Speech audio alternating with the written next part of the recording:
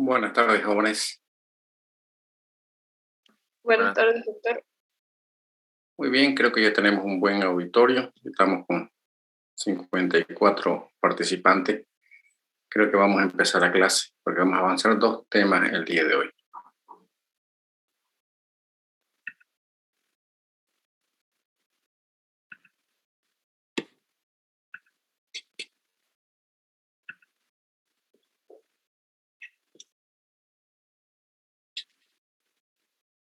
Bien, seguimos admitiendo a sus compañeros.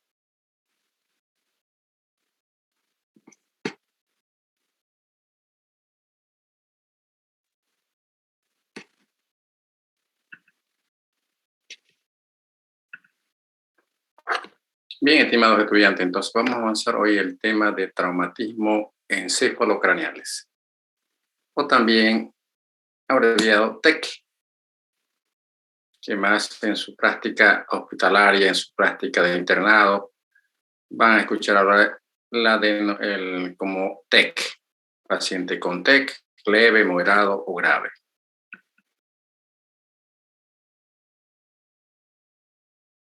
Muy bien.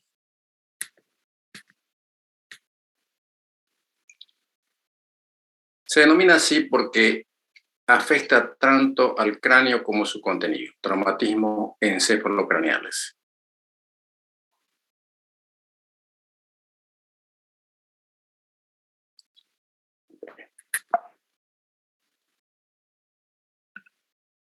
¿Están viendo la presentación, jóvenes? Sí, doctor. Sí, doctor. Perfecto. Vean ustedes cómo la afectación en la parte cefálica del cuerpo va a decir en el cráneo y su contenido. De ahí el denominativo de traumatismo encefalocraneal, o TEC, abreviado TEC.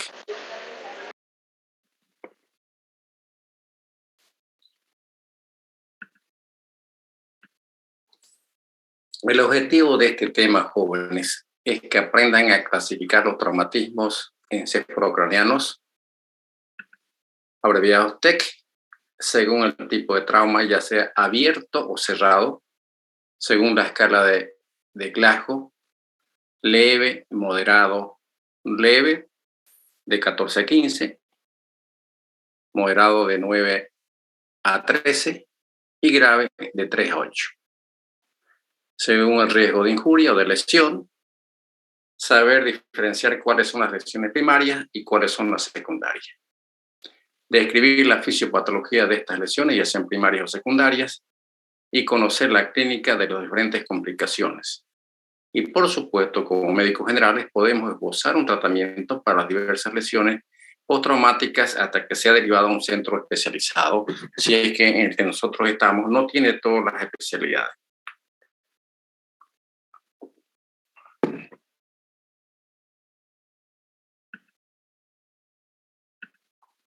Definición, entonces, como les dije, el traumatismo encefalocraneano, abreviado TEC, es una entidad generada por la transmisión brusca de energía cinética tanto al cráneo y su contenido.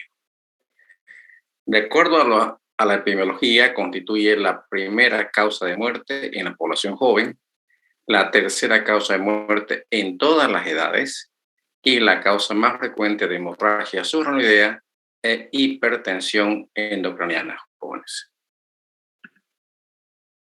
Aquí vamos a ir mostrando algunas imágenes. Por ejemplo, aquí arriba vemos una radiografía de perfil de cráneo.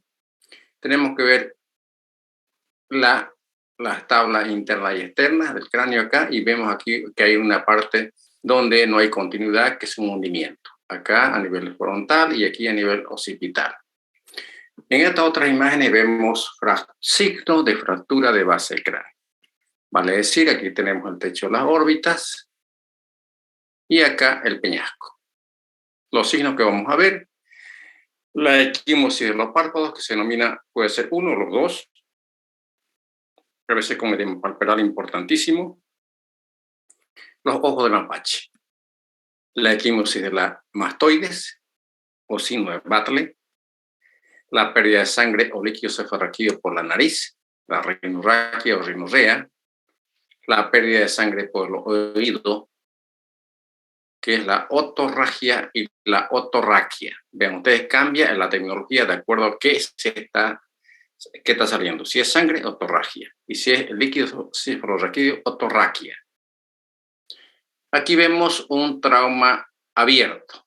Ven que hay continuidad de todos los planos. Desde el cuero cabelludo, tenemos el hueso multifragmentado, con desgarro de las meninges y impactación de estas esquirlas óseas en la masa encefálica. Ven usted aquí desgarrada la masa encefálica. Sí, mi amigo. ¿Quiere preguntar algo? ¿Alguien quería preguntar? Bueno, parece que no fue pregunta. Bueno, seguimos. Doctor, ¿cómo dijo que se llamaba la equimosis de mastoide? Signo de Battle. Se los voy a mostrar enseguida. Escrito. Gracias, doctor. No se preocupe, ahorita lo vemos. Entonces, estos test abiertos se consideran test graves, jóvenes. Por más que el paciente esté despierto, consciente, con un buen Glasgow, se consideran graves porque aquí está el riesgo de la contaminación en estas tipos de traumatismo, perdón. Vean usted que hay continuidad con el exterior y los riesgos son las infecciones o la contaminación. Por eso se considera un test grave. Lesión física, que ya dijimos, con deterioro funcional del contenido craneal. Por eso la primera pregunta que uno hace cuando está frente a un paciente con antecedente de traumatismo de cráneo, por muy despierto que esté, la pregunta es si tuvo pérdida de la conciencia. Hay siempre deterioro funcional, aunque sea una conmoción, que es una pérdida transitoria de la conciencia. Y esto se produce secundariamente el cambio brusco de energía mecánica o cinética. Las causas más frecuentes, lo sabemos todos, los accidentes de tránsito, los accidentes laborales, las caídas o agresiones físicas, que vemos casi todos los días, cada vez ya la población está más violenta. Y vean en todas las estadísticas, todos los porcentajes que veamos, los accidentes de tráfico siempre son los más elevados, asociados, por supuesto, a las velocidades que se imprimen y también al consumo de alcohol y drogas. En cuanto a lo que estamos aplicando los traumatismos cerebrales, vamos a hablar de los tipos cerrados y abiertos, una de las clasificaciones. En los cerrados, el mecanismo es de aceleración y desaceleración brusca, lo que acontece cuando uno choca con un vehículo en movimiento. Cuanto más velocidad, más impacto tendrá el trauma de cráneo. En los abiertos, que ya les mostrado imágenes, que hay penetración de todos los planos, ya sean por esquirlas óseas, cuerpos extraños, proyectiles de arma de fuego, pero son más frecuentes. Las lesiones que pueden ser primarias o secundarias, las lesiones primarias son aquellas que se producen en el momento del impacto del trauma, como son las heridas del cuero cabelludo, las fracturas del cráneo. Seguimos admitiendo. La conmoción, como les dije, es la pérdida transitoria del conocimiento. El paciente recupera y no le deja ninguna secuela. Hacemos los estudios, todos son normales. La contusión ya son focos hemorrágicos que se producen en ese movimiento interno de la masa encefálica en el cráneo, que tiene rugosidades internas, y ahí es donde se forman en ese movimiento hiperflexión, hiperextensión del cuello, fenómeno de latigazo, donde se forman estos focos de contusión. El daño de los axones o daño axonal difuso, que también se produce en este fenómeno de hiperflexión, hiperextensión brusca de la cabeza. Las fibras nerviosas que descienden desde la corteza hacia la médula espinal son lesionadas en su trayecto. Las lesiones de pares craneales, que sabemos que todos los pares casi salen o ingresan por orificio del cráneo. Y la congestión cerebral es una hemorragia, un color rojizo de la masa encefálica, todo está congestivo. Las secundarias son la hipoxia y la hipotensión, que aún esto puede agravar mucho más a los daños que ya tuvo en las primarias. Por eso es muy importante en la atención primaria de estos pacientes, los primeros días aéreos la evaluación. Lo primero que nos enfocamos en eso, para evitar las hipoxias y la hipotensión.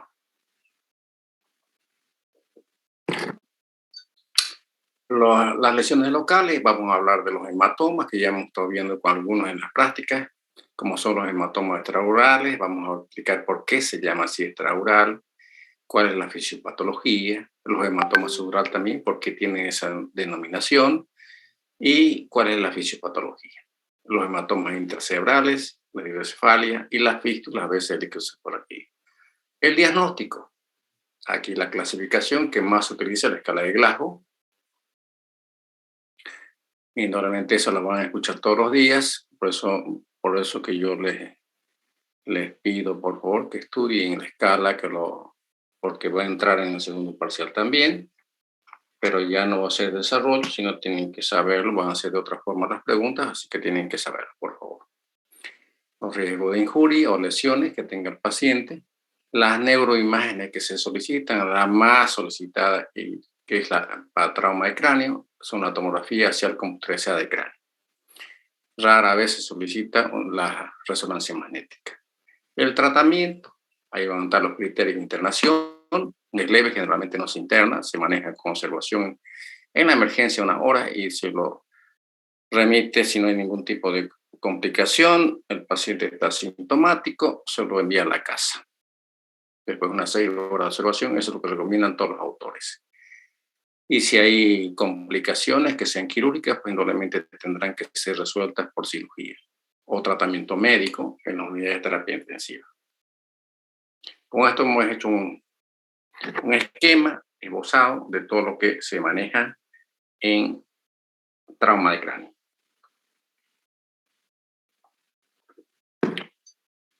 Bien. Los test pueden clasificarse, como dijimos, en abierto o cerrado. Ambos van a diferir en su mecanismo de producción, ya lo explicamos. En los cerrados, el mecanismo de producción ya es la fuerza física que actúa sobre la cabeza y genera un movimiento de contacto, de aceleración y desaceleración en ese fenómeno de inercia, que es la desaceleración donde la cabeza hace una hiperflexión, hiperextensión brusca. Cerrado. No podemos, a veces no vemos nada externamente, pero internamente puede tener muchas complicaciones el paciente. En los abiertos el mecanismo de producción pues está constituido por la penetración del cráneo, por ejemplo, el proyectil de arma de fuego, hueso o objeto extraño, que se traumatismo penetrante.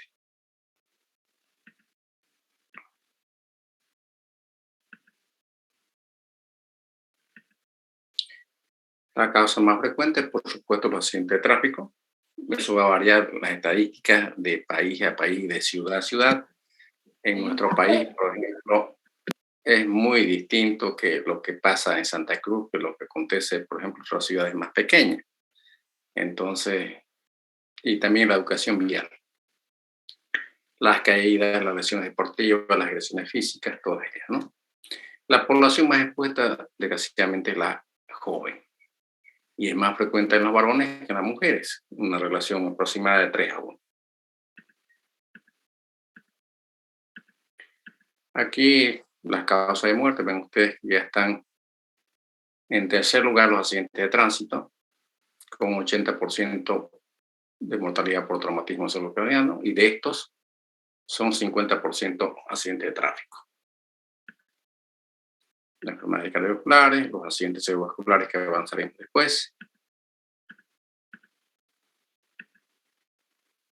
La biomecánica de la fractura, tenemos pacientes ahí que hemos tenido oportunidad de ver con algunos grupos, por ejemplo, el hundimiento de cráneo, que son pequeñas superficies de impacto, por ejemplo, cuando se le arroja algo en la cabeza. Por ejemplo, el ejemplo de un ladrillo, que es lo más frecuente que llegan los pacientes, nos dicen, doctor, estaba pasando por una fiesta y salieron unos borrachos, me tiraron un ladrillazo que estaban peleando. Listo.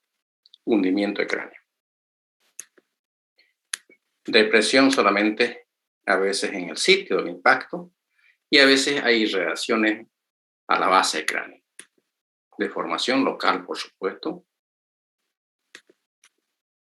Nuevamente, para los que están ingresando, aquí los signos de fractura de base. Fractura de base decimos porque está comprometida justamente la fractura a nivel del peñasco o del techo de la órbita.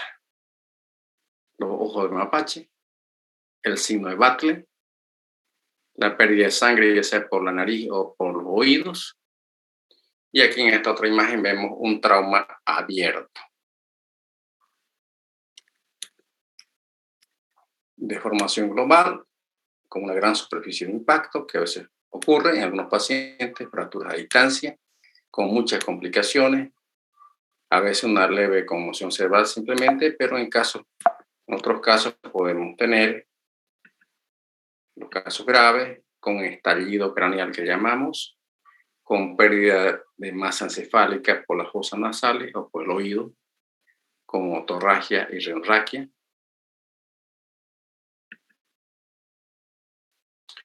En la fisiopatología de las lesiones jóvenes, los factores extrínsecos están relacionados con la aplicación de una fuerza sobre la cabeza. A mayor energía cinética, comprenderán ustedes, mayor destrucción. Y esto va a generar una lesión directa por la laceración de los tejidos extracraneales o intracraneales. Inclusive los extracraneanos se pueden lacerar o los intracraneanos en ese movimiento de golpe contra golpe que se mueve la masa encefálica dentro del cráneo. Lesión directa por los movimientos de rotación del cuello, el fenómeno del latigazo, como les dije, la hiperpresión y hipertensión brusca que hace la cabeza. Vean ustedes acá, lesión de golpe contra golpe. Puede haber una lesión en el sitio de impacto, como también en la parte opuesta por ese movimiento de la masa encefálica dentro del cráneo. Factores intrínsecos, indudablemente la diferencia entre el cráneo y su contenido, que es la masa encefálica, pues mucha diferencia. El uno es bien rígido, sólido, y el otro es blando y depresible.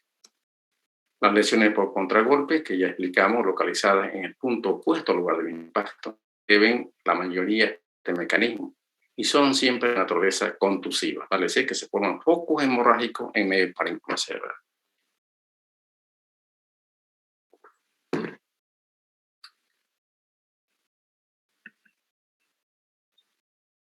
La tracción de los hemisferios cerebrales hacia abajo, que también se tracciona en ese fenómeno del latigazo, su unión con la masa encefálica, que genera fuerzas angulares, la densidad entre la sustancia gris y la sustancia blanca también, y los mecanismos de aceleración y deceleración brusca y la rotación que genera una lesión difusa de estas fibras nerviosas o axones que descienden hacia la médula espinal son dañados también. Nuevamente aquí ya las lesiones primarias, nuevamente, que ya lo hemos explicado, pero rápido lo vamos a explicar, las heridas del cuero cabelludo, que pueden ser de diferentes formas y tamaños. Por si acaso el cuero cabelludo es muy irrigado y cualquier herida produce mucho sangrado. Las fracturas de cráneo, que pueden ser lineales o deprimidas. La conmoción cerebral, la contusión,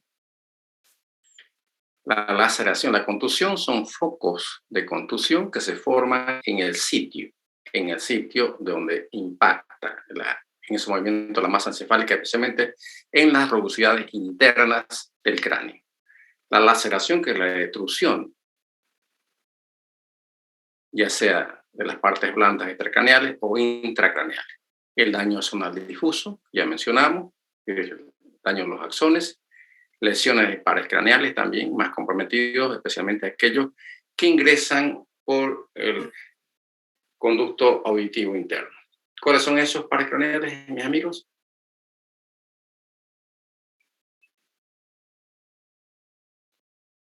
Bueno, no lo recuerdan. Ya lo vamos a ver enseguida. La congestión cerebral, que ya mencionamos. Vean aquí algunas imágenes con cuerpos extraños impactados y con desprendimiento del cuero cabelludo, lo que se llama scalp. Estos scalp pueden ser parciales o pueden ser totales. Hemos tenido pacientes en los cuales ha habido una atrición, especialmente el cuero cabelludo en algún objeto, especialmente yo tuve 2 pacientes en choque de 2 flotas. Por ejemplo, llegó una señora con 5 centímetros solamente en la parte posterior, estaba desprendido toda la calota craneana pelada. Entonces se llama escal completo o incompleto. Las fracturas, los traumas abiertos, que ya les mencioné y les vuelvo a repetir, jóvenes, que se consideran traumatismos craneoencefálicos graves.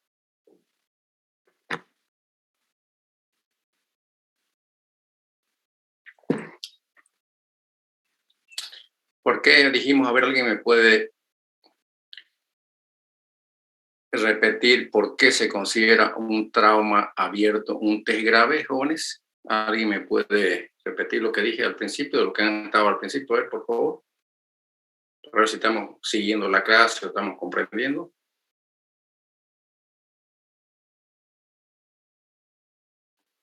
Amigos. La penetración, además del cuero cabelludo. ¿Y cuál es el riesgo? Va a haber expuesto y el test grave estaría entre una escala de Glasgow de 3 a 8. Contaminación, que creo que dijo doctor. Exacto. Podemos tener, señorita, para la que primero explicó, está muy bien. Un test grave de acuerdo a la escala de Glasgow entre 3 y 8, excelente. Pero en estos casos, muchas veces ustedes se van a encontrar con pacientes despiertos, con un buen Glasgow. Puede estar con un 14, con 15. Yo he tenido pacientes que me han llegado con un impacto de un pedazo de madera en la cabeza, penetrado hasta el cráneo, hasta la masa encefálica. Y eso indudablemente se considera un test grave. ¿Por qué? Porque vean ustedes, hay comunicación con el exterior. Y si hay comunicación con el exterior, el riesgo, como dijo el segundo participante, son las infecciones por la contaminación. Por consiguiente, esa es la causa para que se considere un test grave, aunque el paciente esté despierto, con un buen Glasgow, repito nuevamente, ¿ok? Que quede claro eso. Las fracturas del cráneo pueden ser lineales o deprimidas. Tenemos el hemotímpano, generalmente la fractura de base, hematoma mastoideo o signo de Batley, que se escribe así, Batley. El hematoma bilateral o signo del ojo mapache, que ya hemos mostrado 2 veces. Los compromisos paracraneales, ¿cuáles son los más vetados? Más frecuentemente lo que vemos son el séptimo y el octavo par algunas veces, y a veces el primero o el segundo. Diabetes insípida, pérdida de sangre o de líquido cefalorraquídeo por el oído, por las fosas nasales, las fracturas abiertas, y las fracturas con hundimiento cerradas, que no se ven nada externamente, no hay heridas en el cuero cabelludo, pero cuando hacemos los estudios encontramos que sí hay hundimiento de cráneo.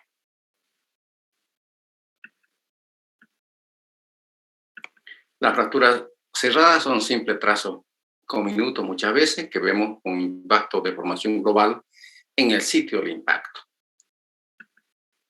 Algunos dicen, me pegaron y me tiraron no sé qué, como en el caso que tenemos un paciente joven, realmente es población joven. O a veces son complicadas con hematomas que pueden ser extraurales o subdurales. Las fístulas que a veces quedan intracraneales o lesiones de pares craneales. Vean ustedes el traumatismo cerebrocraneal. Tiene efectos intracraneales y efectos sistémicos. Entre los intracraneales tenemos los hematomas que se forman, la autorregulación que está alterada, y entre los sistémicos la pérdida de sangre, las vías aéreas a veces bloqueadas.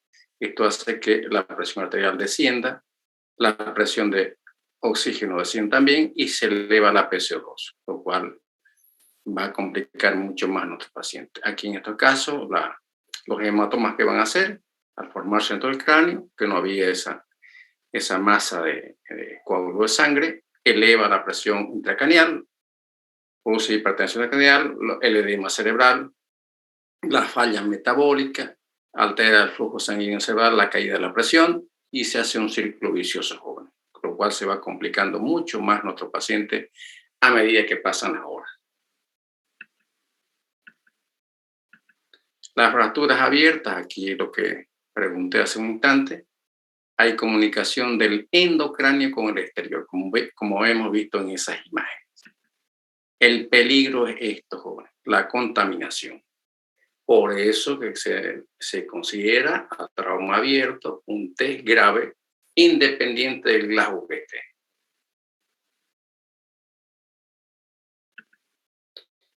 Que esto va a llevar indudablemente a una infección meningoencefálica, que es muy grave. Hay pérdida muchas veces de sangre o de líquido cefalorraquídeo, tanto por las fosas nasales como por los oídos. A veces encontramos que hay comunicación de estas fracturas con los senos paranasales que están en la base y que pueden penetrar hacia el encéfalo, lo que se denomina colecciones de aire, neumoencéfalo. También el riesgo acá es la contaminación. Esta imagen Phineas Cave es famosísima, donde penetra un cuchillo, ven ustedes, desde la bóveda hasta la base.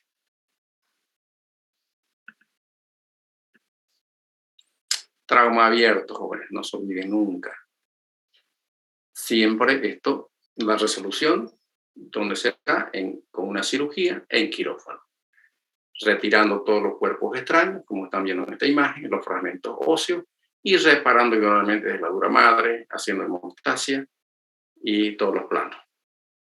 Y con una buena cobertura antibiótica.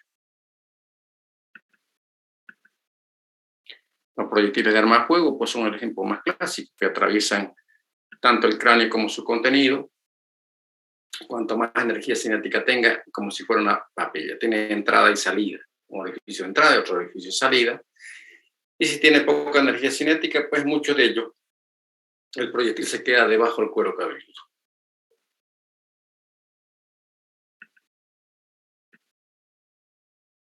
Desgarran todo su trayecto, dejan esquirlas óseas o esquirlas metálicas, trozos de cuero cabelludo y, por supuesto, la papilla cerebral y hemorragia que se ve.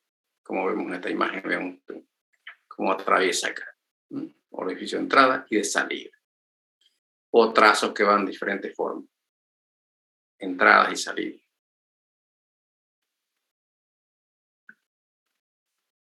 Seguimos a don Boris Flores. Aceptando. El desplazamiento encefálico, jóvenes, la masa encefálica es blanda, depresible y se deja desplazar por estas colecciones de sangre, inclusive las colecciones de aire, que se llaman neumoencéfalo, también lo comprime y lo desplaza. Impacto sobre la cabeza detenida, contusión encefálica directa en la zona de impacto y contusión por contragolpe, como ya mostramos en las imágenes, con cabeza en movimiento. Vean ustedes, golpe, contragolpe. Lesión en ambos polos opuestos.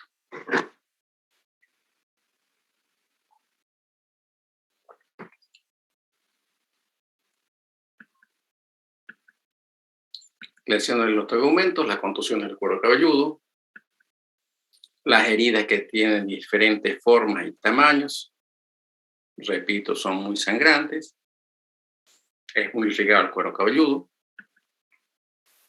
laceración del cuero cabelludo, abulsión escal, que ya expliqué, que es el desprendimiento por golpes tangenciales que se producen o por arrancamiento.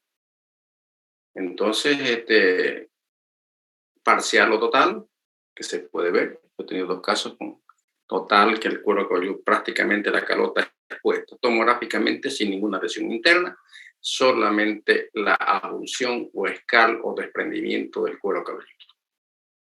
Por supuesto que esos pacientes de haber llegado el uno llegó de cerca de la carretera pasando Camiri, que iba a Yacuiba, una flota que iba y otra que venía, se chocaron de frente, llegaron más de 20 accidentados. Y otra que estaba por la carretera que va la bioceánica hacia la frontera con Brasil. Esos son 2 casos que tuve de pacientes con escal completo. Por supuesto, con escal parcial lo vemos casi todos los días. Tratamiento, la lesión del foco lesional, recesión de tejido y la sutura. Nuevamente, trauma abierto, jóvenes. Se lo vuelvo a repetir. Es un TEG grave. El peligro aquí es la contaminación o infección.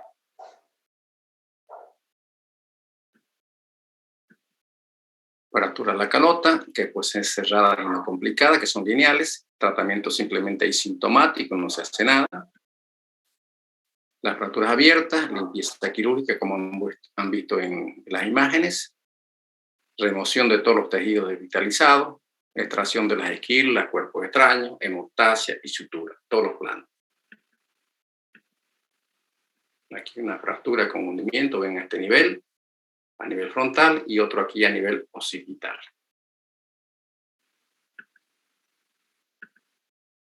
Fractura de base, que pueden ser fracturas cerradas y no complicadas, simplemente lineales. Cuando hacemos la tomografía no encontramos ninguna lesión interna en el cráneo, solamente la pérdida de sangre, ya sea por las fosas nasales o por el oído, o líquido cefalorraquídeo. Y a veces también pueden ser complicadas, no solamente la pérdida de fractura de base, sino que a veces encontramos hematomas que son quirúrgicos. Compromisos paracraneales. Los más afectados, como dije, es el facial, el par craneal que más frecuentemente hemos visto afectado, el octavo par también, o el primer par. Lesiones de vasos, de grandes vasos, el cuello también, especialmente las vertebrales, y explicamos en la clase de trauma raquimedular, y los hematomas, que vamos a explicar enseguida. La fractura de base a veces se complica con fístulas carótido-cavernosas, porque la carótida está pasando por el seno cavernoso, entonces a veces los pacientes presentan esta patología. A veces desgarro de seno lateral, fracturas abiertas con presencia de pérdida de sangre o de líquido por el oído o por la fosa nasal. Tratamiento, cuando es solamente pérdida, no hay ninguna otra complicación. Reposo, cura plana sobre el oído y la nariz, no se debe lavar, jóvenes, eso se recomienda. Hay muchos que creen que lavando con suero, con agua, lo van a mejorar. No, señores. Hay comunicación con el interior, por consiguiente se recomienda cura plana, ¿en qué consiste? En colocar una gasa limpia o un algodón limpio, y cada vez que mancha lo debe retirar la enfermera o el médico y cambiar por otro nuevo.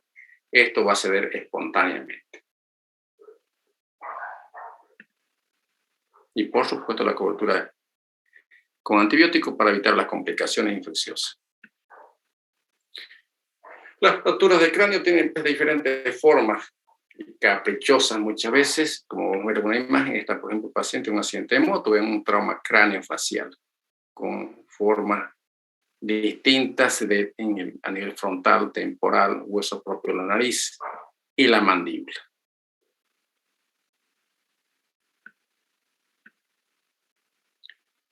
Fractura de base cráneo, nuevamente los ojos de mapache, el signo de Battle, la equimosis hematoide, que no aparece de inmediato con estos signos, sino aparecen a medida que pasan los minutos. La pérdida de sangre o de líquido cefalorraquídeo por la nariz o por el oído. La conmoción cerebral. ¿Qué es la conmoción cerebral? Por eso la primera pregunta cuando estamos frente a un paciente, que por supuesto a qué paciente le vamos a preguntar, al que está despierto o consciente. Al que está en coma, pues no necesitamos preguntarle, ya sabemos que ha perdido la conciencia y ya está en coma. O el que está estuporoso. Entonces, esos ya perdieron la conciencia. La conmoción cerebral es una pérdida transitoria de la conciencia, por eso es irreversible, como dicen. No le va a dejar secuelas al paciente y no va a haber lesiones anatomopatológicas en los estudios que hagamos. En cambio, la contusión cerebral, esta sí, se forman focos hemorrágicos en los sitios donde la masa encefálica, al moverse en todo el cráneo, ha sido lesionada, especialmente en las rugosidades de la parte interna del cráneo. Y en los cuadros graves puede conducir inclusive a la muerte, si no tiene tratamiento, por supuesto, oportuno. La laceración cerebral, aquí hay destrucción del tejido cerebral, que lo vemos más frecuentemente en ¿qué? En las heridas o los traumas por proyectil de arma de fuego. que va en las esquilas óseas, donde vemos a veces salida de masa encefálica, tanto por el oído o a veces por las fosas nasales. Son pacientes muy graves.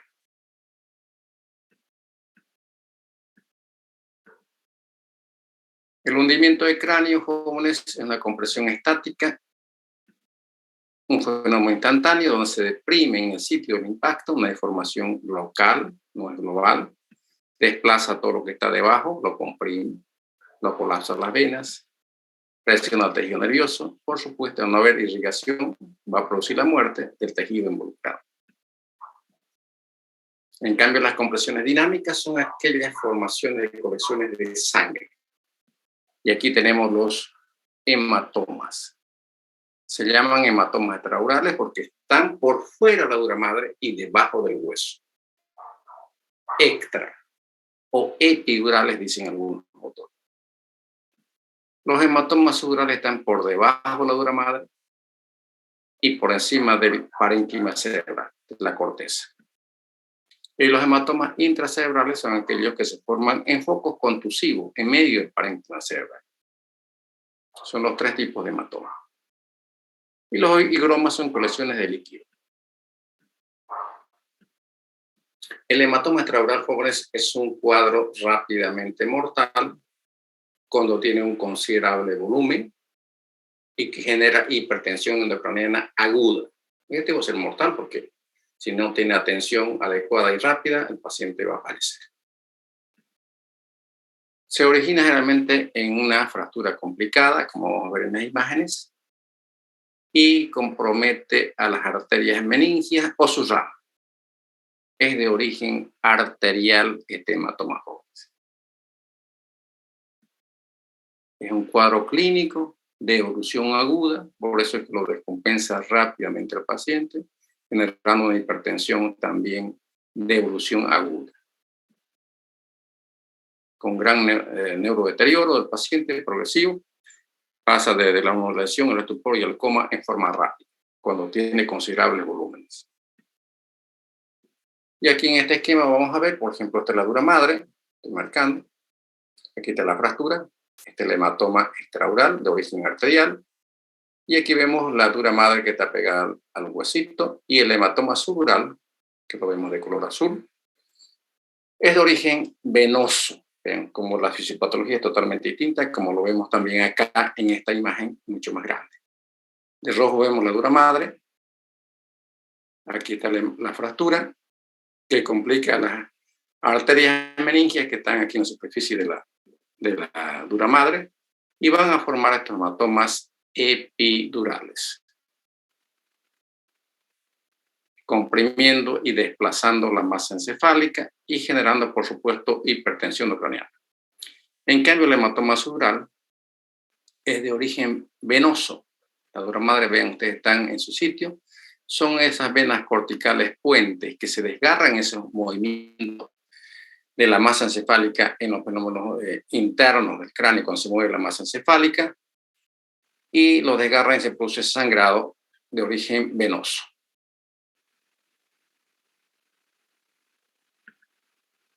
Aquí vemos estas imágenes también, ven esta la fractura, la dura madre acá, cómo lo comprime y lo desplaza la masa encefálica hacia el lado opuesto, generando conos de presión. Ahí están las famosas hernias que explicamos en el tema de hipertensión craneal. Ahí tenemos la hernia subfacial, donde se va parte de la masa encefálica al hemisferio opuesto, la hernia uncal, que es el polo temporal que desciende hacia abajo, y la más grave, pues, es la hernia de las amígdalas cerebelosas que tienden a ingresar hacia el agujero subital, comprimiendo el bulbo raquídeo y produciendo un paro cardiorrespiratorio súbito. Este es un hematoma epidural, fíjense, la dura madre está acá, y en este caso estamos viendo un hematoma subdural.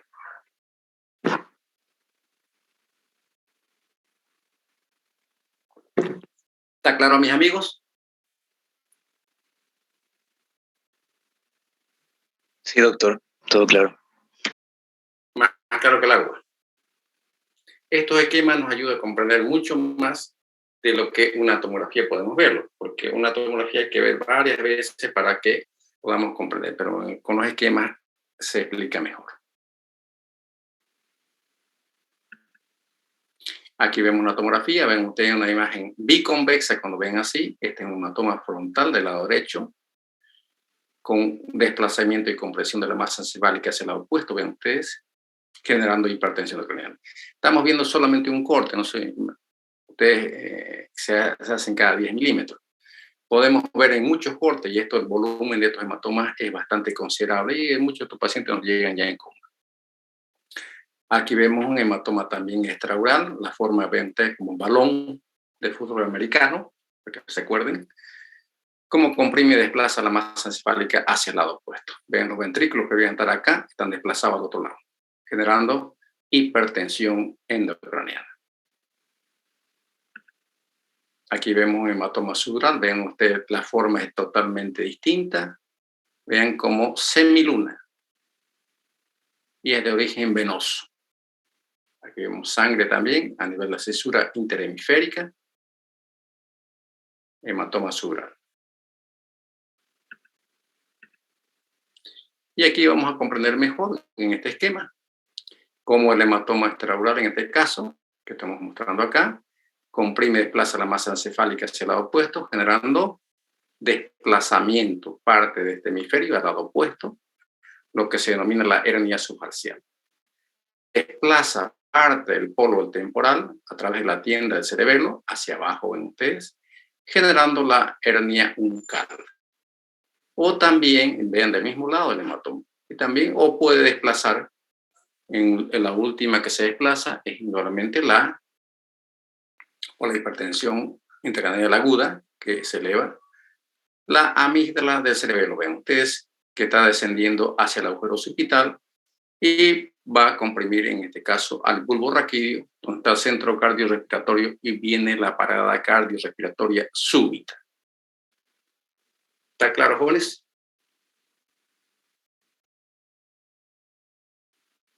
Sí, doctor. Sí, Perfecto, parece que están durmiendo. Yo estoy con cafecito, pues, tómense algo. Por lo menos agua.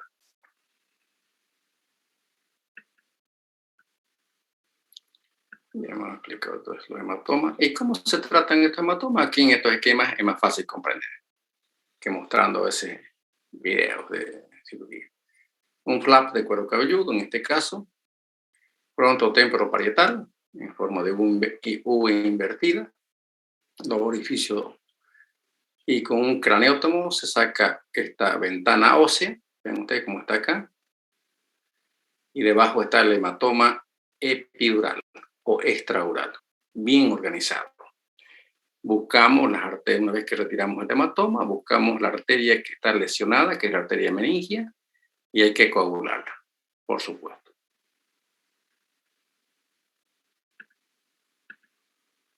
En caso del hematoma subdural, como vemos en este esquema, el hematoma se encuentra debajo de la dura madre. Para llegar a él tenemos que abrir la dura madre. Y encontramos el hematoma de origen venoso, que está por encima de la corteza cerebral. En cambio, los focos de contusión, ven ustedes, se forman a veces pacientes que nos llegan con un hematoma de un lado y una contusión en el lado opuesto. Se forman en las rugosidades internas del cráneo.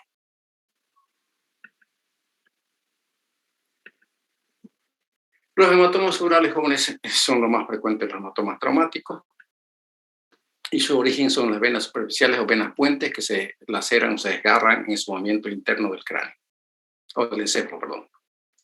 Clínicamente se consideran agudos hasta los 3 días, subagudos de 3 a 15 días y crónicos más de 15 días. Estos crónicos generalmente los vemos en personas de edad avanzada, donde la masa encefálica ya es atrófica. Son pacientes muchas veces alcohólicos que no recuerdan ni cómo se golpearon la cabeza, a veces ya tienen alteración de la coagulación de la sangre, lo que favorece para que se formen estos hematomas crónicos.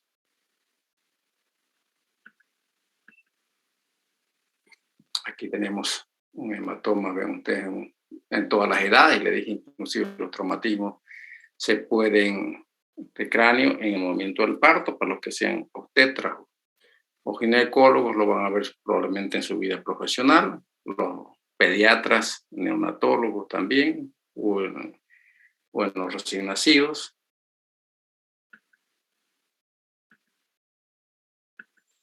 Los hematomas intracerebrales, como ya mencionamos, se forman en focos de contusivo o de destrucción de laceración. Y se asocian con hematomas subdurales.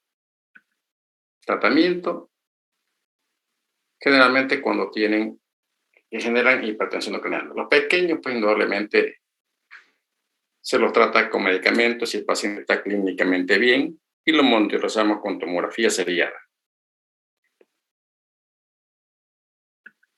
La sangre se reabsorbe con los días.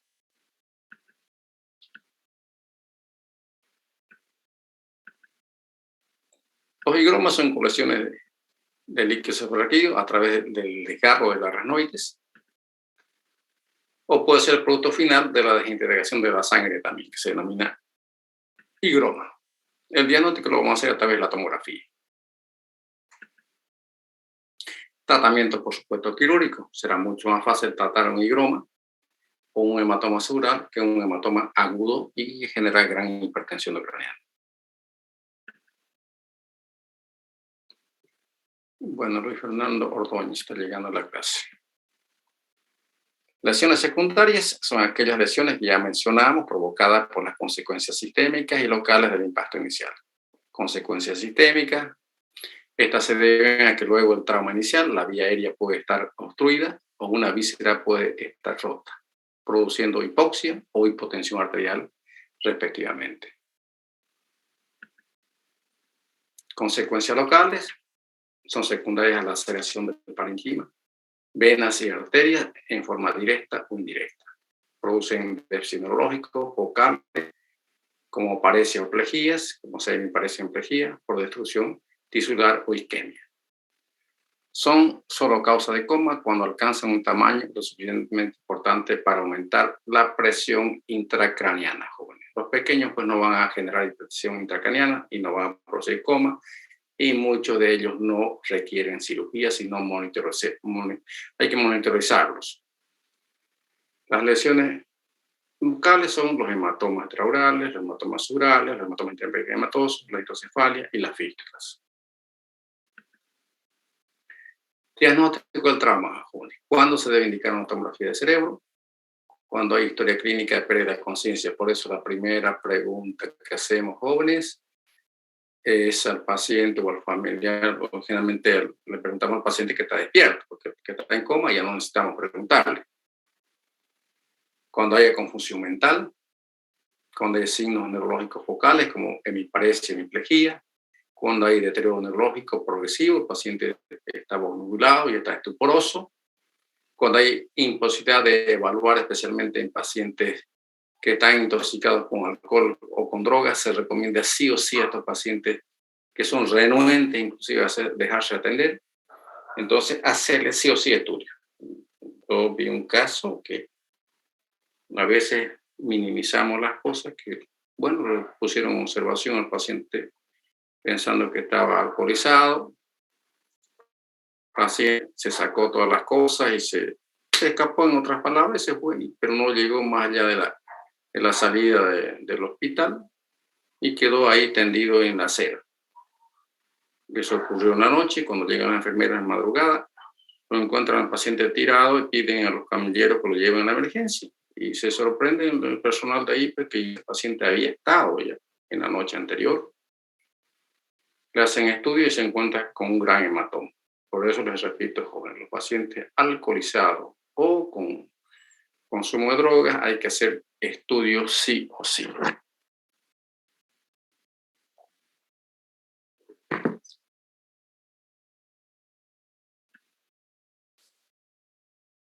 Si la tomografía es normal, ¿cuánto tiempo se espera para realizar una nueva? Esto va a depender. En caso de que el paciente no presente mejoría, se debe repetir la tomografía a las 24 horas de su vida, siempre que la primera sea normal. O si imagínense, yo le hago una normal en la mañana y me llama la enfermera, me dice, doctor, o de una clínica donde ustedes trabajen, su paciente que está muy dormido, no despierta, ha estado con mucho dolor de cabeza, ha estado vomitando. En esos casos hay que hacer de inmediato otra tomografía, no importa si es el mismo día. En algunos casos, lo que más se pide es la tomografía, en algunos casos para evoluciones subagudas se pide la resonancia, pero muy poco. Lo que más se utiliza es la tomografía. Criterio de internación y tratamiento jóvenes, un test leve, con bajo riesgo de injuria, observación por 6 horas en las emergencias o en la guardia, y la internación por 24 horas está indicada cuando el paciente sigue con síntomas como ser leves, aunque sea como náuseas, mareo o cefalea. Ese hay que internarlo o observarlo. No se lo puede mandar hacia la casa. O cuando ustedes no tengan con quién enviarlo a la casa, el paciente está solo, no hay quien lo observe, porque cuando ustedes envían un paciente con un test leve, le tienen que recomendar, por más que la tomografía sea normal, que si el paciente llega a presentar dolor de cabeza, especialmente si son niños o muy dormidos, que lo note, los niños se recomienda que lo despierten cada hora. Entonces, inmediatamente debe retornar al hospital o a la clínica donde se siga atendido.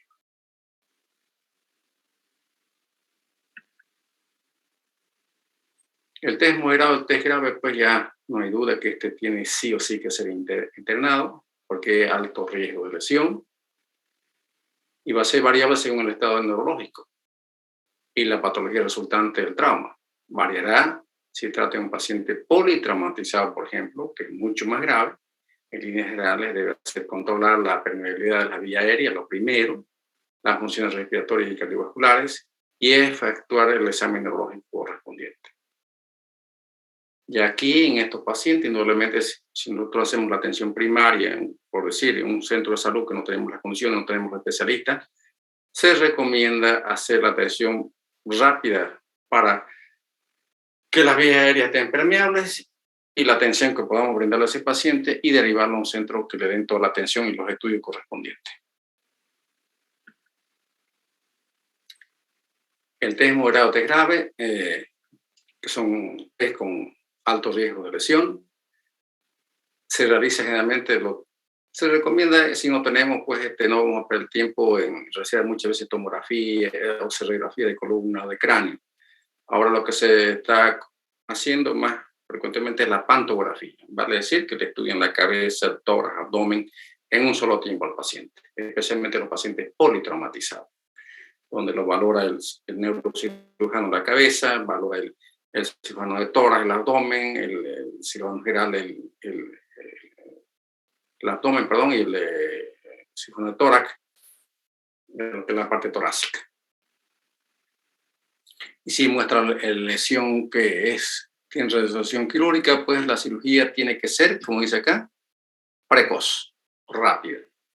Pero muchas veces, jóvenes, ustedes lo van a vivir en su práctica hospitalaria. No se pueden realizar cirugía, especialmente después, miren, en el hospital donde trabajan, nos hacemos práctica nosotros, ustedes. Después de las 12 se queda un solo anestesiólogo para cubrir todo el hospital. Y llegan pues lesiones no solamente cerebrales, llegan de todo. Y muchas veces si ese anestesiólogo está ocupado con otra cirugía, no se puede hacer, hay que esperar su turno. O el paciente no ha conseguido todos los medicamentos que se requieren, porque en el quirófano no encontramos ni un hilo de sutura.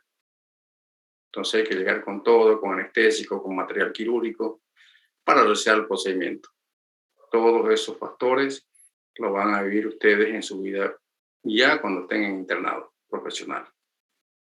Y por supuesto que, como estaba viendo en una comunicación que tenemos del servicio, un colega que tenía que operar, que le llegó un paciente en la mañana, no podía operarlo ya hasta después del mediodía.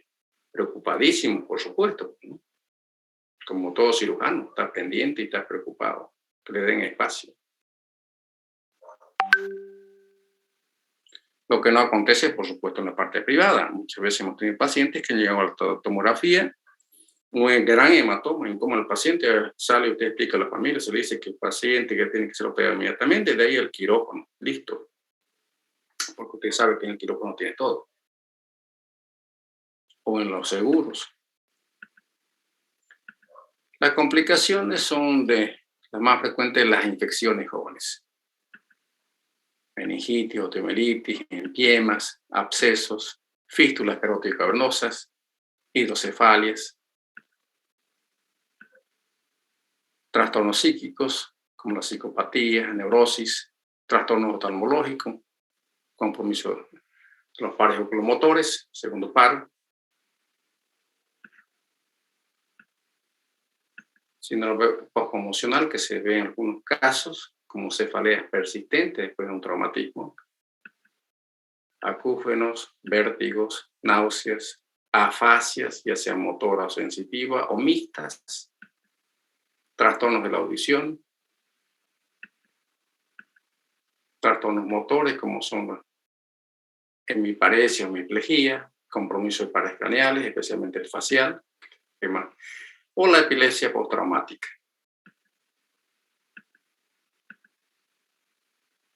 En los recién nacidos jóvenes, vamos a hacer un poquito de esto de cada recién nacido. Los niños también es importante porque ustedes van a rotar también por los hospitales pediátricos y por la maternidad. Entonces es importante que también tengan conocimiento de esto.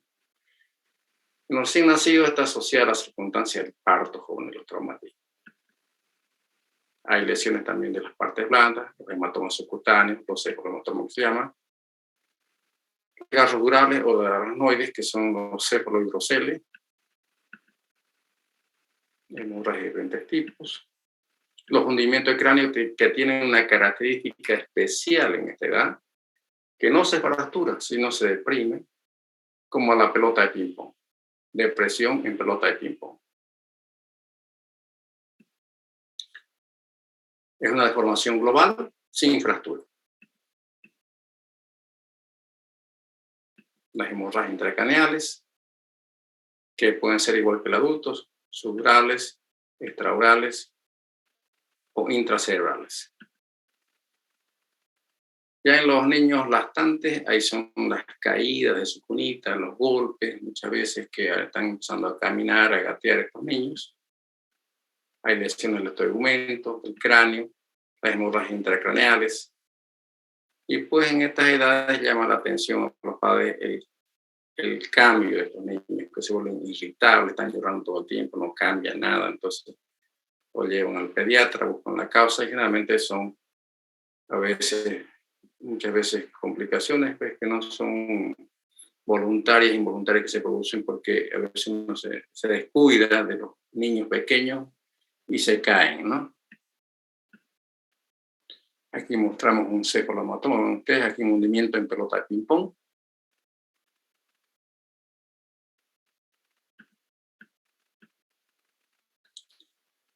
En estas edades, el tamaño desproporcionado de la cabeza, que es mucho más grande en relación a lo que es el cuerpo de estos niños, tengan pues un mayor riesgo en los traumatismos craneoencefálicos. Otro es la diferencia entre el cerebro inmaduro del paciente pediátrico, que no es como el adulto. Impactan no solo en la respuesta primaria, o sea, las lesiones primarias, sino también en las lesiones secundarias. Los niños tienen diferente contenido de agua en el cerebro, diferente mielinización y volumen sanguíneo cerebral. Tendrán que son pacientes mucho más críticos en el manejo. Las diferencias sanguíneas en el flujo sanguíneo y el metabolismo conducen a diferencias en el contenido de oxígeno y por ende a la lesión por hipoxia o hipotensión. Es muy delicado el manejo en estas edades. Hay una nueva patología también que se denomina maltrato infantil, que es generalmente por las niñeras o cuidadoras, que se ha visto por las cámaras, cuando los padres trabajan y se dejan al cuidado de sus niñeras, cómo había maltrato, esas sacudidas que a veces hacen, y se producían traumatismos de cráneo, muchas veces con hemorragia retiniana, hematoma subdural o crónico bilateral, fracturas múltiples en algunos casos, y, por supuesto, TEC severo. La injuria primaria, la injuria secundaria, los eventos sistémicos, que ya explicamos, los eventos intracraneanos, y todo va a llegar a que esto, la hipertensión intracraneana, que es lo que compensa al paciente rápidamente. La lesión del cuero cabelludo, que ya mostramos, ese caput o hematoma subaleal, que se ve en los partos normales, a veces la laceración o la destrucción del cuero cabelludo. Fracturas lineales, fracturas crecientes en los niños menores de 3 años, esas fracturas se van separando mucho más. Fracturas deprimidas, fracturas de la base. Lesiones focales como contusión cerebral, laceración, lesión primaria del tallo o lesión axonal. Y la generalizada, pues lesión cerebral difusa, se divide en concusión y laceración o lesión axonal difusa. Las focales están todos los hematomas, epidurales, subdurales, intracerebrales, o lesiones del tallo cerebral, o lesión axonal difusa. Generalizada, el edema, que es difícil de tratar, ya sea por un adulto o por un niño. La hiperemia o brain swelling, que dicen los americanos. Test leve puede ser manejado por personal no especializado, pero que esté siempre familiarizado con esta situación. Es mucho mejor. El test moderado y el test grave indudablemente ya requiere de manejo. Hay que hospitalizar y el manejo por personal especializado. ¿Sí? Y si no tenemos las condiciones en el centro donde trabajamos, pues hay que remitirle a otro paciente a un centro que tenga los especialistas que se requieren. En este caso tenemos el hospital de niños, ¿no? Que tiene todas las especialidades. En la guía de atención joven, lo importante, primero, yo esto he escuchado en un examen de grado o en un examen, todo lo que preguntan, facilitar primero vía aérea, control de funciones vitales, rápido examen, cabeza, raquis, tórax, abdomen y miembros. Bueno, vamos a hacer un repaso de la escala de Glasgow, jóvenes, espero que lo estudien por los exámenes que ya se nos aproximan. Pero esta vez lo vamos a hacer en el adulto y el niño pequeño. En el adulto decimos que es espontáneo, cuando vemos un paciente con los ojos abiertos espontáneamente, o un niño pequeño también, su valor es de 4 puntos. Cuando está con los ojos cerrados el adulto y le damos una orden, decimos que abra los ojos, y lo abre a la orden verbal, 3 puntos. Y el niño pequeño, cada vez que llora, abre los ojitos, 3 puntos. 2 puntos si no hay respuesta en este anterior. Hacemos un estímulo doloroso, tanto en el adulto como en el niño, y si lo abre, es 2 puntos. Y si no hay respuesta en el adulto o el niño, la puntuación es de 1. ¿Están siguiendo, jóvenes? Amigos. Sí, doctor. Sí, doctor.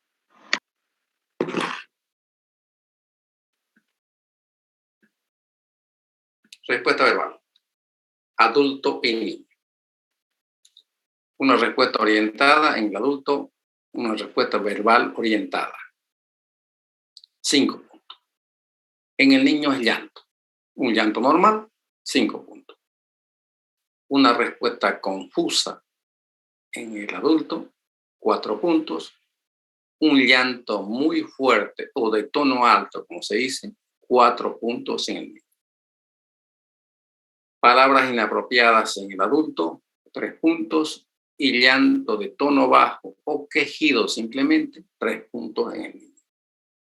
Sonidos incomprensibles en el adulto, 2 puntos. Y llanto ocasional en el niño, 2 puntos. Sin respuesta, 1. En ambos, en el adulto y el niño.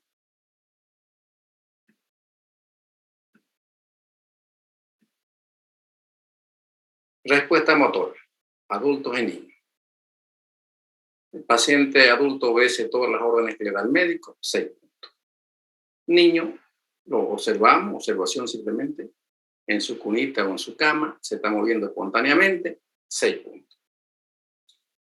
5 puntos, ya de aquí para abajo ven que todo es igual el adulto y el niño. Localiza el estímulo doloroso cuando le hacemos una presión, lleva la manito del lado que no está paralizado, supongamos que tenga una hemiplegia, me parece, 5 puntos, tanto para el adulto como para el niño. Retira al estímulo doloroso, 4 puntos, le hago una presión en el pulpejo del dedo, como he explicado en clases prácticas, tanto el adulto como el niño, 4 puntos. Una flexión anormal en el adulto o el niño, 3 puntos. Una extensión anormal, adulto o niño, 2 puntos, y 1 sin respuesta. Total de la escala de Glasgow, 15 puntos, mínimo, máximo 15 y mínimo 3 puntos. No hay 1. Un paciente estará en coma cuando esta escala sea igual a 8 o menor a 8, de 8 hasta 3. De 8 a 3 está en coma. Cada vez que descienda más el puntaje, el paciente va a estar cada vez en coma más profundo y el pronóstico va a ser cada vez más reservado a mal.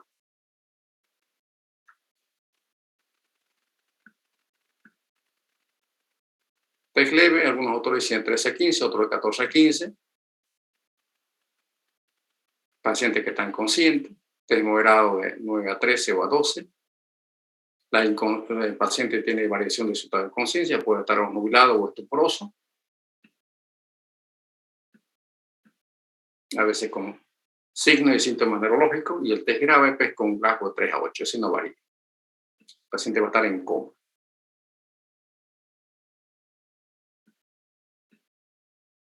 Test leve, observación por 6 horas, como ya habíamos dicho, una emergencia o la guardia, y luego, si no hay ninguna sintomatología, hay una persona responsable para que lo podamos mandar a la casa, que lo pueda vigilar, lo enviamos. Test moderado 3 severo, probablemente estos pacientes se internan, muchos de ellos tienen resolución quirúrgica, requieren terapia intensiva y requieren atención de especialistas. Previamente, lo que se hace son todos los estudios que requieren en este caso, ¿no? Lo más importante, jóvenes, es evaluar la guía de atención, evaluar la conciencia, el tamaño de la pupila también. Vean ustedes, una pupila dilatada o las dos dilatadas ya son signos que nos están preocupando muchísimo. Los movimientos espontáneos provocados también, como el de flexión anormal o extensión anormal, desaceleración o decorticación. Los estudios de imágenes, en placa simple de cráneo de columna. Pero lo más usual, les repito, jóvenes, hoy por hoy estamos con la tomografía, porque casi la mayoría de los centros lo tienen, y si no lo tienen, se deriva a otro lugar para que lo hagan. Por supuesto, lo importante es que se recomienda aspirar secreciones, colocar sonda vesical, porque muchas veces el paciente que nos llegaba en coma con un globo vesical tremendo. A ver, Rosa María Herrera. Bueno, está llegando también. A veces la excitación psicomotriz, por mucho que esté en coma, que el paciente está inquieto, no se queda, es muchas veces por dolor, por una retención vesical o por conmoción mental, las causas más frecuentes. El tratamiento de la hipertensión intracraneal, que ya hemos avanzado este tema, hiperventilación, diuréticos, osmóticos o de ASA, o soluciones hipertónicas, barbitúricos, y por supuesto el que más alivia la hipertensión, sin hematoma, es el tratamiento quirúrgico.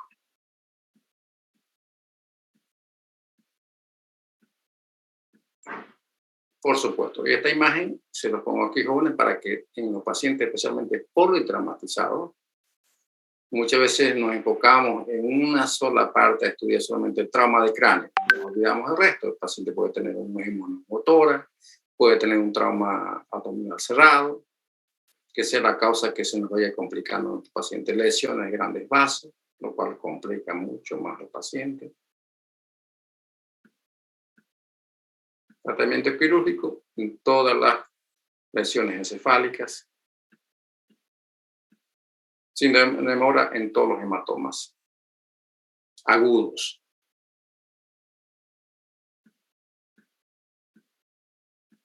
Bien. Programado casi muy poco. Y vean el pronóstico. Pronóstico, si tenemos un hematoma subdural agudo, no es lo mismo que tener una tomografía normal, por más que sea la misma edad del paciente. La edad de los pacientes también no es igual a un paciente adulto mayor que un paciente joven. El tamaño de la pupila joven, importantísimo. Veo una pupila dilatada, ya tengo que preocupar. Si no tengo estudio, tengo que hacer rápidamente. Mire, la decórtica es malo, por ejemplo, cuando el paciente ya llega a un 4 de Glasgow. No es lo mismo que esté con un 7, que está localizando estímulo. Si este paciente tiene una colección o un hematoma y lo opero con un Glasgow de 7, 8, va a tener buen pronóstico para recuperar rápido. Pero si esto lo opero con este Glasgow y al mismo paciente, por más que sea la cirugía excelente, la recuperación no va a ser la misma.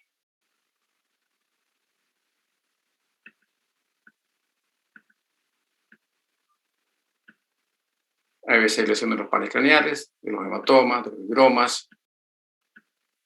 Bien, aquí algunos ejemplos. Un hematoma extraocular, ven cómo se ven todos los cortes. Ven aquí un corte, 2 cortes, 3 cortes, 4, 5, 6, 7, 8, 9.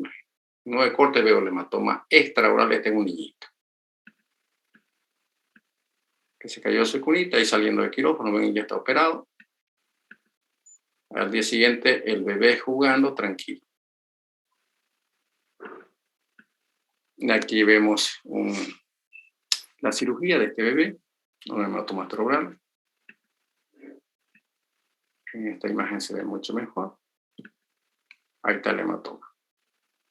El flap del cuero cabelludo, el huesito se sacó, y ahí está el hematoma bien organizado. Otro niño más grandecito con los ojos de mapache, fíjense, trauma de cráneo. Evolucionan muy bien estos bebés. Un adulto con una contusión, ven ustedes, hemorrágica, un accidente de moto, llega con un Glasgow de 4 este paciente. Entramos directamente al quirófano, entra en una clínica, se opera rápidamente y sale, ven ustedes, las colecciones de sangre como de un volcán. Ahí abre un poquito la dura madre y sale eso. Masa encefálica con sangre, contusión. Otro paciente con hematoma de fosa posterior. Y la cirugía, que un poquito las imágenes están en la parte final, aquí está el hematoma.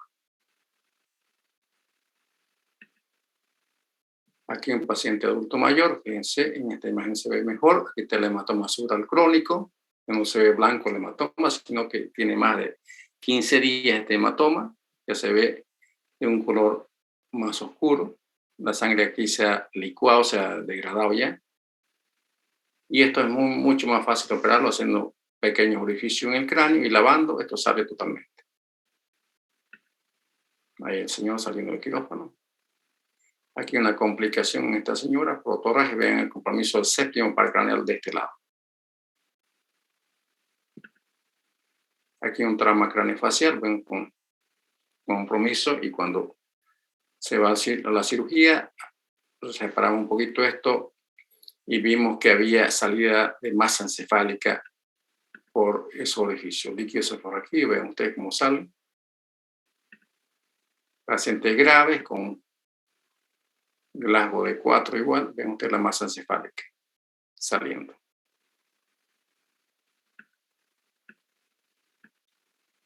Ahí está la masa encefálica, ven ustedes. Pacientes gravísimos. Bien.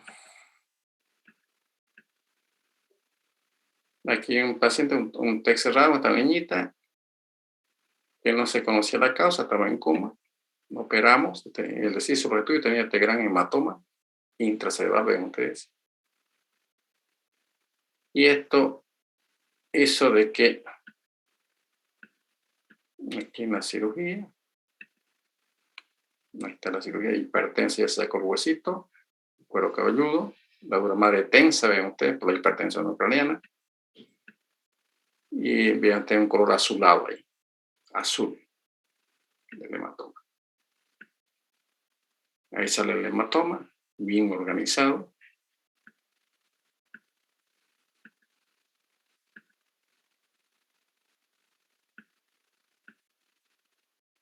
Mis colegas grandes eran residentes en esa época, ahora son grandes especialistas. Esperamos con ellos. Doctor Pacheco, que es secretario de Salud, y doctor Moreno. Ahí está la niñita saliendo del quirófano. Otra paciente que para un carnaval se lanza. Un colega, hicimos una craniotomía descompresiva, cae de un cuarto piso. Tuvo suerte porque en ese momento entramos al quirófano de inmediato, hicimos una descompresiva, evacuamos el hematoma y no presentó ninguna secuela en ella. Aquí le dejamos temporalmente el huesito en el abdomen y en la segunda cirugía se lo colocamos, que era la segunda cirugía ya. Aquí otro paciente, ven con una craniotomía descompresiva también, un paciente de tránsito. Igual, la técnica de la descompresiva, donde se lo guarda la plaqueta ósea aquí en el abdomen subcutáneo. Una vez que el paciente se recupera, cede el edema cerebral, se lo volvemos a colocar el huesito otra vez en la segunda cirugía. Ahí está, vean ustedes. El huesito en la segunda cirugía. Y por supuesto aquí lo tenemos, vean ustedes. Carnavaleando, tengo un amigo banquero y una profesora. Y aquí un NN que lo presento al final, que esto, gracias a estos colegas que nos colaboraron para tener terapia, eran residentes en esa época de terapia intensiva en el Hospital San Juan de Dios, hoy ya son especialistas. Operamos a este paciente, y también con la ayuda de la Fundación ALAS, que trabajamos en ese tiempo con la Universidad de Washington, con test grave. Y vino una tarde frío, así de invierno, como esta época, a saludarnos y a agradecernos. Quería conocernos. Me llaman estos residentes y voy y los veo. Y bueno, pues ahí está, miren, con su Biblia. Él había venido de otra ciudad de Bolivia y desgraciadamente tuvo un accidente y no había familiares. Le pasó esa desgracia. ¿Alguna pregunta, amigos? Amigos.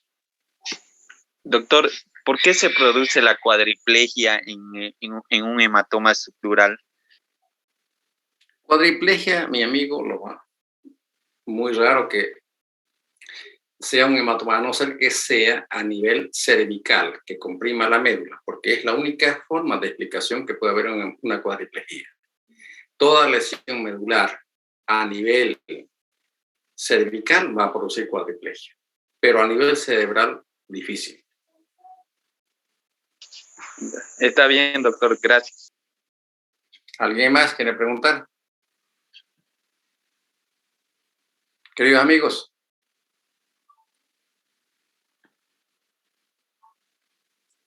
Amigos.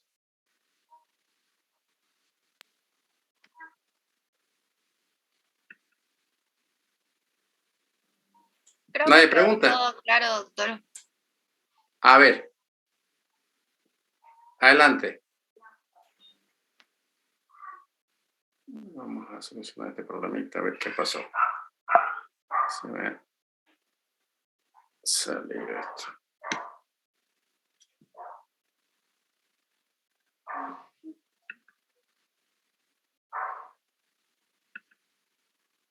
A ver, señorita, adelante. Ahora sí podemos verlo. ¿Aló? Decía, doctor, que todo quedó claro, parece. Yo creo que sí, es cuestión de leerlo un poquito y ya prepararnos para el examen. Yo hoy he estado sondeando desde el lunes, martes y miércoles, jóvenes, respecto al examen segundo parcial. Y algunos de sus compañeros me han propuesto que sea la próxima semana, el día viernes. Yo quisiera escuchar algún comentario del resto del curso, que le dije que hoy día le vamos a llevar una propuesta. Entonces entrarían los temas que son cefalea, síndrome meningio. Después tenemos que habíamos avanzado, aquí lo tengo anotado, a ver,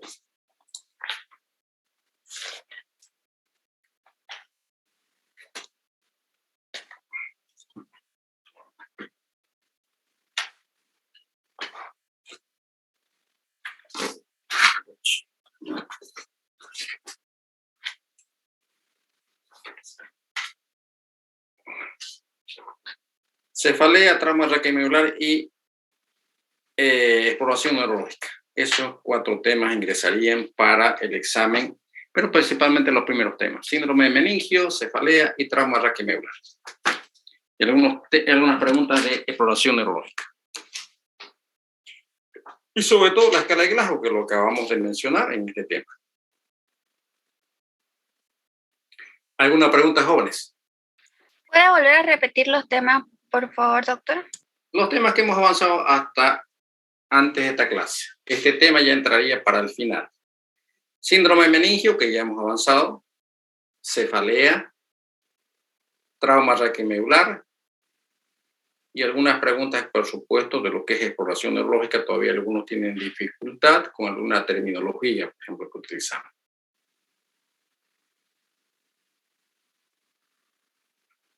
¿Alguna pregunta, jóvenes? ¿O algún comentario que quisiera escuchar respecto a esto? Y por supuesto, la hora sería en la tarde. Dígame, señorita Gabriel. A ver, ¿quién quiere hablar? Buenas tardes, doctor. Quería comentar nomás, doctor, que creo que la fecha del 17, el próximo viernes, está bien para el examen, si es que no hay Por lo menos nadie ha comentado nada. Yo creo que sí. Pues yo la hora les indicaría en la tarde sería. ¿Qué hora es mejor para ustedes? Para que yo solicite a esa hora las aulas. En la noche, doctor, por favor.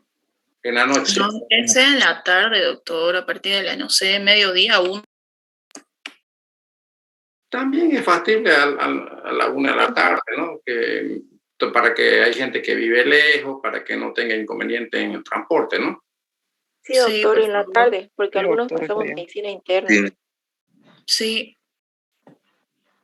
Sería antes de las 3. antes de las 3.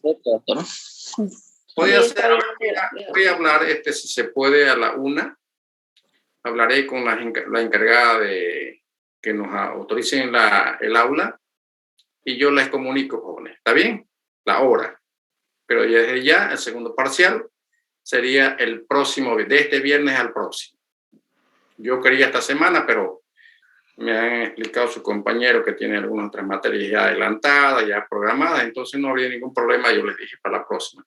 Y el final lo haríamos el subsiguiente viernes, porque yo lamentablemente tengo un compromiso, tengo que viajar por un motivo que tengo una invitación para un curso que hacer, entonces voy a estar fuera del país, entonces por ese motivo quiero adelantar el examen para el próximo viernes, que serían los temas que estamos avanzando, traumatismo de cráneo, por ejemplo, y enseguida vamos a avanzar otro tema que es corto, como es los tumores, y la próxima clase, el próximo miércoles, avanzaríamos otros temas y serían de esos 4 temas, solo esos 4 temas.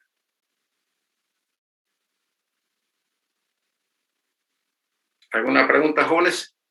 ¿Algún comentario el resto del curso? Doctor, una pregunta acerca de las notas del primer parcial. Lo va a tener, señorita, el día del examen, usted ingresa y ahí se lo voy a dar en clase.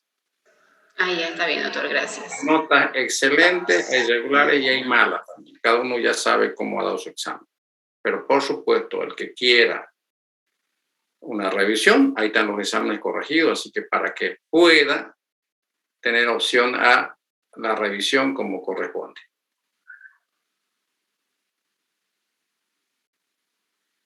¿Alguien más quiere hacer algún comentario? Doctor, disculpe, quería saber, por ejemplo, qué conducta se debería tomar en un paciente con un TEC moderado que tiene hemorragia sucaranoidea y un Fisher 2. Bueno, pues en esos casos la conducta, mi amigo, en todos esos pacientes ya es internación y estudio. Generalmente si es de origen traumático y además y uno sospecha muchas veces qué ha pasado.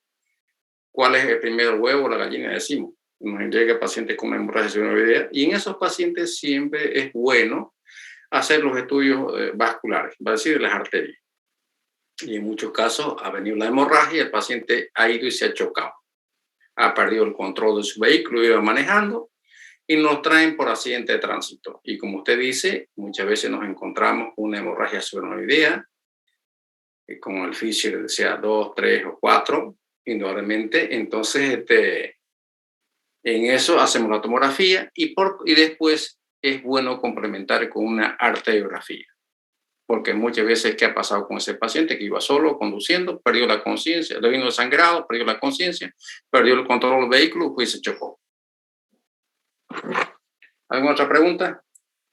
Gracias, doctor. No tiene por qué.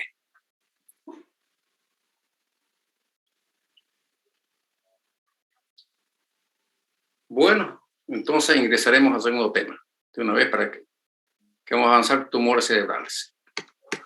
Doctor, ¿vamos a seguir las prácticas la siguiente semana?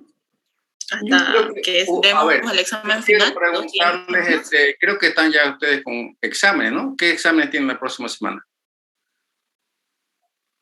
Cirugía, medicina interna. Y oftalmo el 22 y 24 la práctica. Bueno, me gustaría que podemos hacer una práctica rápida para ver las cosas que estamos hablando acá, ¿no? Que sea de 9 a 10, como hemos hecho hoy, por ejemplo, con la visita médica, que han llegado ellos y hemos hecho la visita, hemos visto a todos los pacientes. Siempre es bueno la práctica. Y en la mañana no creo que haya exámenes, ¿no? Yo más de una hora no los voy a perjudicar. Ya que no han hecho práctica durante un tiempo, si ustedes, yo creo que es importantísimo la práctica. Siempre se aprende.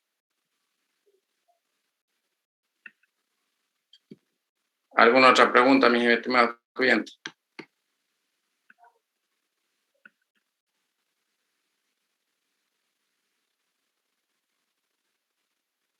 Disculpe, doctor, ¿los parciales sobre cuánto valen? 30. Gracias, doctor. Y al final 40.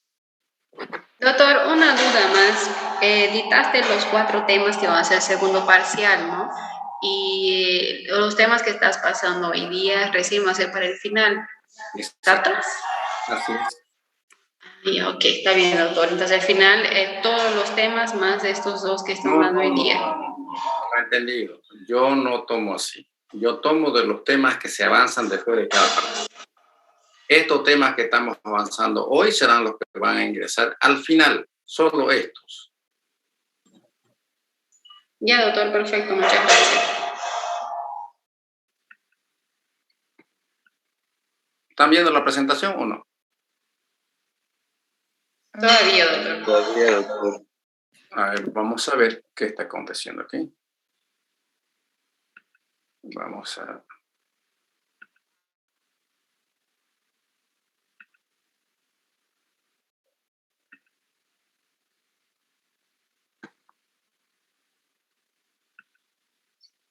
¿Ahora? Sí, doctor. Ya se ve. Bueno, este tema es corto, jóvenes. Vamos a los tumores cerebrales, que tenemos también pacientes. Como todo tumor, se clasifican en benignos o cancerosos o malignos no cancerosos. O tumores cerebrales. Las características en cuanto a los tumores cerebrales pueden aparecer a cualquier edad, jóvenes. Un tumor maligno tiene un crecimiento anormal, va a decir crecimiento rápido de tejido, es un crecimiento y hacen metástasis. ¿Qué quiere decir? Por ejemplo, una metástasis que un tumor, por ejemplo, de mama en la mujer o de pulmón en el hombre puede llegar a tener una metástasis cerebral al cerebro. Y se considera maligna por las características de sus células, que sus células inmaduras, que no se parecen a las de su origen. En cambio, los benignos tienen borde bien definido un crecimiento lento, que vamos a hablar más adelante. Y todos los tumores causan signos y síntomas similares, todos debido al tamaño que van. Algunos autores dicen que un tumor va a dar signos y síntomas cuando tiene un tamaño aproximado de 2.5 centímetros cúbicos. Empieza a dar signos y síntomas. La etiología, a la alteración de los protooncogenes, quienes los oncogenes inducen a la replicación celular y aparece el tumor, como estamos viendo en esta imagen. Los benignos tenemos aquí esto que lo van a escuchar hablar seguramente en su práctica ustedes cuando hagan el internado, los adenomas pituitarios, los meningiomas que derivan de las meninges, los craniofaringiomas, los tumores de la pineal y los hemangioblastomas. Todos estos son considerados benignos. Los malignos aquí están por los gliomas, que derivan de las glías, las células gliales. Los cordomas, los carcinomas, los ginados de los glomos. Todos ellos son benignos. Los tumores metastásicos son aquellos que por siembra, por vía hematógena, van a llegar hacia el cerebro y ocupan un 20% de los tumores. Y son mucho más frecuentes en pacientes después de los 40 años adelante. Los síntomas más comunes de metástasis, como le dije, del pulmón, de la mama, de la piel, del tracto gastrointestinal y génito urinario. Según la localización, tumores supratentoriales tenemos de los hemisferios, infratentoriales tenemos del cerebelo, del tronco encefálico, y tumores también raquimedulares. Bien. Aquí una clasificación que lo vamos a ir viendo. La clasificación de la OMS, por ejemplo, para los glioblastomas, tenemos los astrocitomas pilocíticos, grado 1, con una sobrevida de 5 a 7 años de pronóstico. Los astrocitomas de bajo grado, de 2.5 a 3 años. Los astrocitomas anaplásicos, de una sobrevida, van ustedes, de 1.5 a 2 años. Y los glioblastomas multiformes grado 4, menos de un año de sobrevida. ¿Quién da esta clasificación? Indudablemente el patólogo. Bien. Tumores cerebrales en los niños, que pueden aparecer a todas las edades, como hemos mencionado.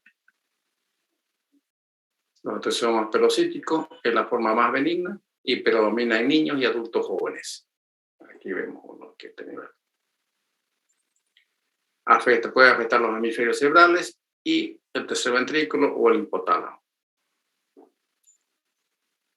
A veces son estructuras sólidas o a veces quísticas. Con una resección total, o sea, sacando todo el tumor, la sobrevida es de un 83% a los 10 años. Bastante alta.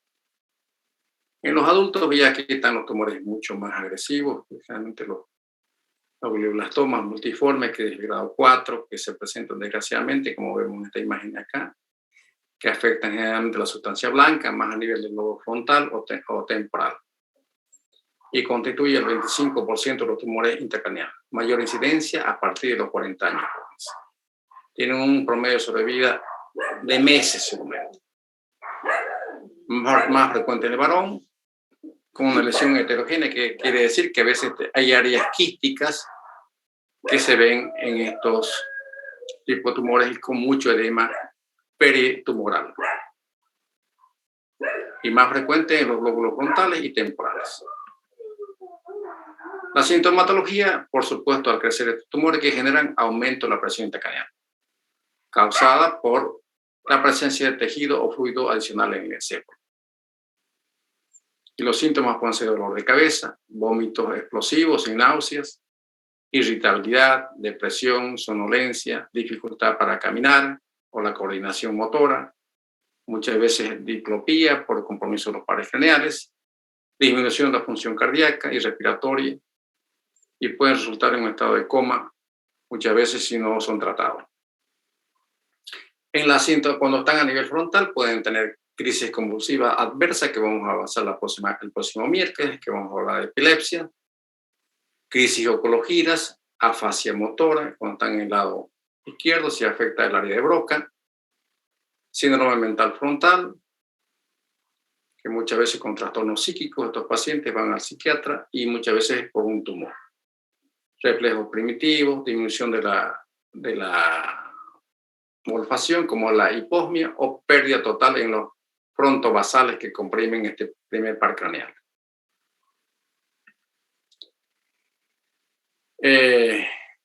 A nivel temporal tenemos la crisis epiléptica de este lóbulo, trastorno de los campos visuales, alteración de la memoria especialmente, y trastorno del lenguaje, si es que está en el hemisferio izquierdo.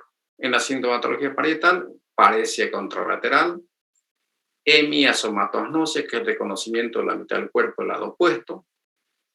No pueden reconocer muchas veces, como vimos ese paciente con síndrome de Germán, que vimos alesia, agrafia, vimos anosia digital, que no reconoce objetos con algunos de ustedes hicimos, creo, con un paciente que teníamos en el hospital, ¿verdad? Síndrome de Germán. ¿Algunos que están en la clase se acuerdan o no? Sí, ¿aló? Doctor.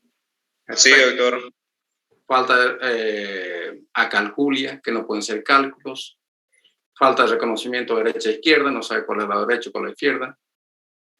Todo eso, sobre todo a nivel parietal.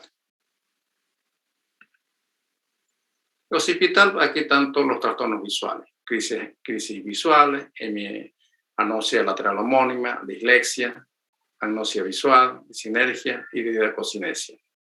Cerebelosa, todo lo que concierne a las funciones del cerebelo. Ataxia cerebelosa, hipotonía, adidacocinesia, dismetría, disartia y temblor, sobre todo de intención, que es lo que llama la atención a estos pacientes, del mismo lado de la lesión tumoral. Los procedimientos de diagnóstico, pues jóvenes, aquí estamos viendo una imagen de un equipo de tomografía o de resonancia magnética que es de alta resolución, que nos permite estudiar mucho mejor estas lesiones.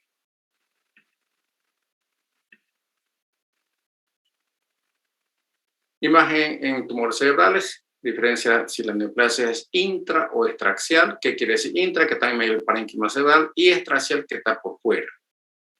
Ya uno ahí, viendo las imágenes, puede pronosticar si es benigno o maligno, si es primario o metastásico.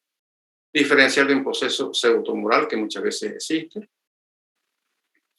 La tomografía es muy útil, como ustedes han visto, es más rápida y muchas veces no podemos hacer también resonancia magnética cuando el paciente tiene, por ejemplo, prótesis metálica en su cuerpo, está contraindicado hacer una resonancia magnética, o tiene claustrofobia porque el paciente no tolera estar mucho tiempo ahí acostado en ese tubo. Aquí vemos una resonancia, ven ustedes un tumor aquí en fosa posterior que comprime parte del cerebelo y parte del tronco encefálico. La resonancia magnética, pues, indudablemente para las lesiones de fosa posterior es mucho mejor, y sobre todo en el pre y en el postoperatorio, y también después de la quimio y la radioterapia. Tiene una lesión también en fosa posterior. Y el medio de contraste que se utiliza para hacer resonancia con contraste es el gadolinio, como está escrito aquí, gadolinio. Aquí vemos una imagen tumorales, vean ustedes de un glioblastoma, ¿cómo se ve? O imágenes quísticas.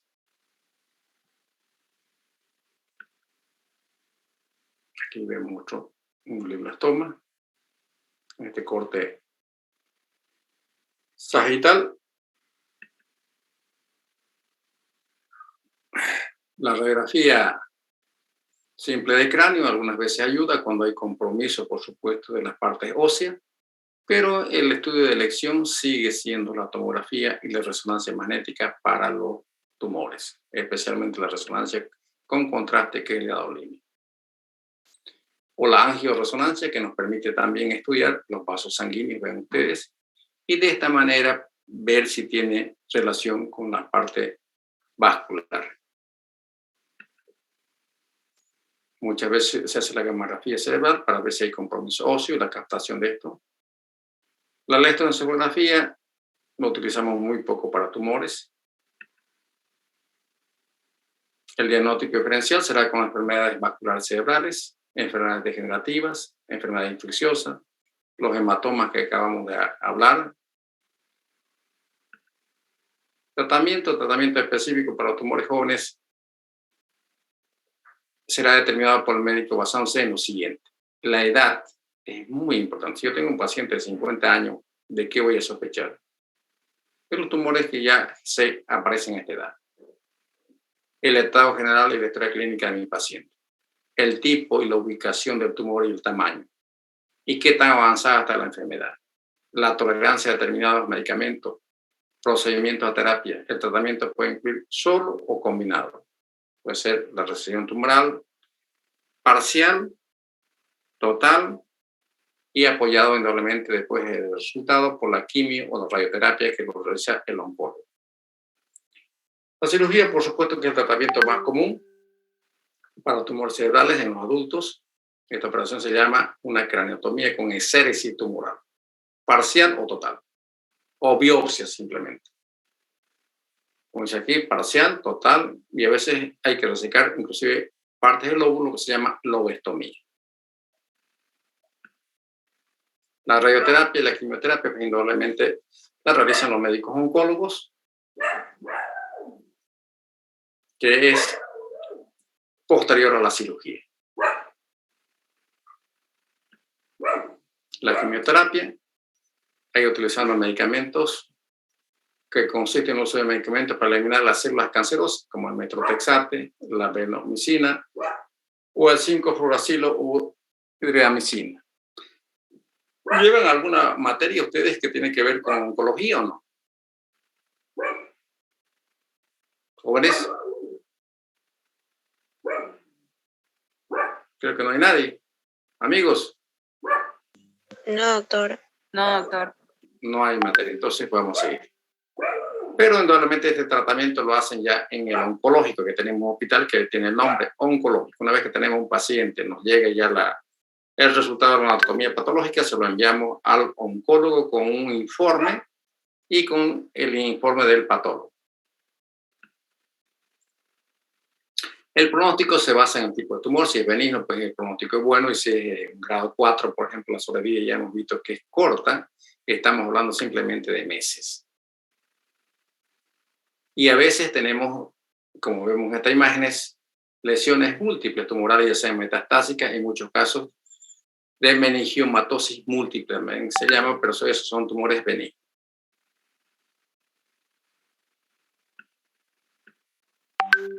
¿Alguna pregunta, mis estimados estudiantes?